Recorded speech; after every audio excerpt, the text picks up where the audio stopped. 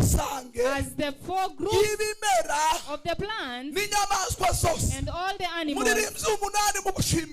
And the song in the book, Jesus is the one who created the world. Even the day and the night and the sun and the moon. All the animals and the birds, they were created in the image of God. And now in earth, and all the sins killed him. Even though he has the name of honor, but he resurrected is in heaven. Hallelujah. Things of righteousness are wrapped up in all those things. And I told you that they gave us the power to have wisdom, that you can think like Christ, that you can differentiate good and bad. Let me tell you one thing that I know. I normally joke and say that there was a man who lived in a certain village who was a drunkard. And he drank one day. And then he came and slept on the wrong side of the bed. And then he told you, why are you sleeping on the wrong side of the bed? And he told her to go away. Who told you?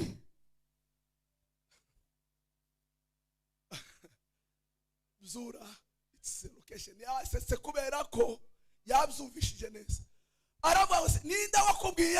Who told you that? That there is a bed down up. When you're in sin, you know the difference between the valuable and the invaluable. You can differentiate things of value and things not of value. You cannot differentiate things to be honored and to be dishonored. You cannot differentiate those things. You can differentiate up and down. Jesus came to open our eyes and things of righteousness, to teach us good things, and we leave the bad things. Hallelujah. Hallelujah. When you see you are a person, a man with few money, little money, and you have not worked for it, you borrowed it from another person, and your wife is sick, and she cannot think that you are going to lose your lover, and you think where you hid the money, where she hid the money. And he thinks because,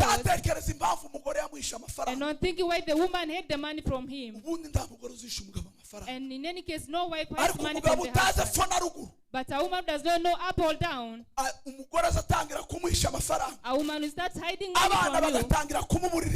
And children will not have faith in you.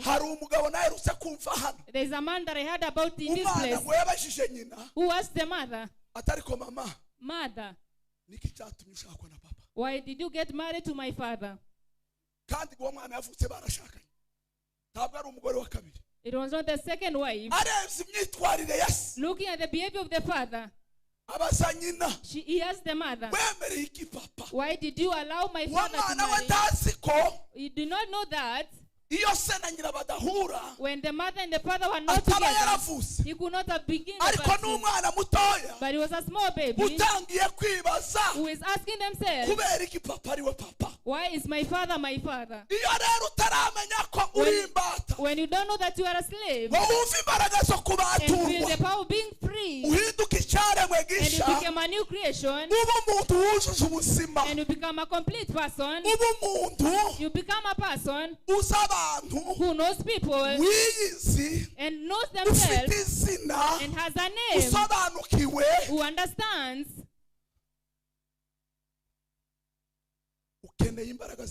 You need power to take you from that place. And they convince you, because when it comes, he'll convince of the world and make them know of sin and of righteousness. The Spirit teaches us to be people. Hallelujah. Hallelujah. He gives us the being, a human being. He makes us. And he builds us. He creates us. And when you are not complete, you think that you are a person, but people see the same cause. They cannot differentiate from an animal, and others are a tree, Others think you are a corpse. There's a time the old women used to say, and I understood it later, that person, they died standing. Do you know what is to die while standing? You have no heart. There are people who look at you and they see you dying while standing. You are different from one who died, but believing, because those that sleep. Hallelujah. Hallelujah. I studied sociology in philosophy. African beliefs. Why people are supposed to understand, to speak with the elders. In the philosophy of the Africans, you believe that there were others who lived. Do you know people who lived with them?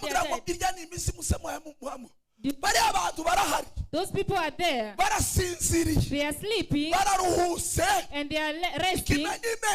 And one sign, the day the trumpet will blow and we are being changed, they will be changed already, and they will wake up with a new body. But you was not received salvation. You are living that will not rise, that will not be changed, and not waiting for judgment.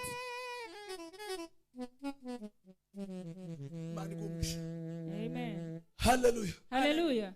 Hallelujah. Hallelujah. Ababaye bose genda ubabwire Yesu, abari mu ntambara cyangwa bageragezwa, iriba mu misozi, vuga inkuru nziza, kuko Yesu ashobora kubakiza, kuko Yesu ashobora kubakiza. Ababaye bose genda ubabwire Yesu, abari mu ntambara cyangwa bageragezwa, iriba mu misozi, vuga inkuru nziza, kuko Yesu ashobora kubakiza, kuko Yesu ashobora kubakiza. Ababaye bose genda ubabwire Yesu, abari mu ntambara cyangwa bageragezwa, iriba mu misozi, vuga inkuru nziza, kuko Yesu ashobora kubakiza, kuko Yesu ashobora kubakiza, kuko Yesu ashobora kubakiza, kuko Yesu ashobora kubakiza. Yesu ashobora kubakiza. Jesus can save you today. The Spirit can convince you, and you agree on your sins, and you can start believing, and you believe your faith of eternal life, and you know things of righteousness, and convince you about righteousness, as well as of judgment. Hallelujah. Hallelujah. Things of judgment, I will go to say it in 3 words also, and then I'll sit down. Hallelujah. Hallelujah. Hallelujah. Hallelujah. Hallelujah. Hallelujah. Hallelujah. Things of judgment, because the hero of the world was judged forever. Hallelujah. Amen. Hallelujah. Hallelujah. Hallelujah. Hallelujah. Let me tell you this. If there's a place you come to and you feel your body and your soul and his spirit have changed the image, they have another image. That is the place. Those are things of judgment, because the prince of the world has been judged. Let me tell you things that is easy. Hallelujah. Hallelujah. Hallelujah. Hallelujah. In this case,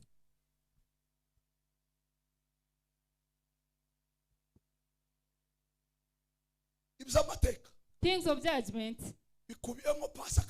is wrapped up the whole Easter, and then Pentecost, and the coming back of Jesus.